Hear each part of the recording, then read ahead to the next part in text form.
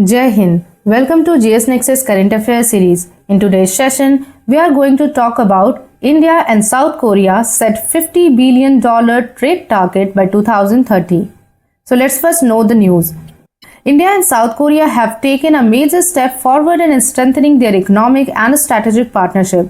During a recent high-level meeting in New Delhi, Narendra Modi and Lee Jae-myung agreed to nearly double their bilateral trade, setting an ambitious target of $50 billion by 2030. This visit is significant because it makes one of the earliest foreign visits by President Lee after assuming office, highlighting the importance of South Korea places on India. So let's first know why this partnership matters. India and South Korea are not just economic partners, they are vibrant democracies with shared values. India considers South Korea a key pillar of its Axis policy, while South Korea sees India as central to its evolving diplomacy strategy.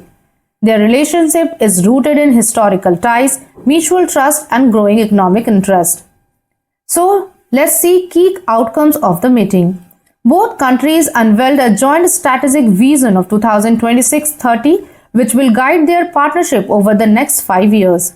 Second is, a major boost was given to the maritime sector. A comprehensive framework was adopted for cooperation in shipbuilding, shipping, and logistics, with a new business collaboration and even a Korean maritime office opening in Mumbai.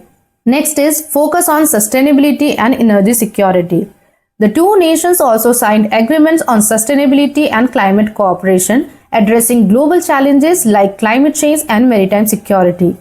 In terms of energy, both sides agreed to work together on critical minerals, including using AI for exploration and even recovering minerals from e-waste, an important step towards circular economy. Next is industrial and trade development. A new industrial cooperation committee will be established to strengthen manufacturing ties. In the steel sector, cooperation will be focused on green steel technologies, including a major project between POSCO and JSW in Odisha. Support for small and medium enterprises will also increase, helping businesses for both countries expand into each other's market. Next is digital and financial integration. Both countries plan to integrate their digital payment systems, making transactions smoother for businesses and people. They also unlock an India-Korea digital bridge focusing on AI, data governance, and digital innovation.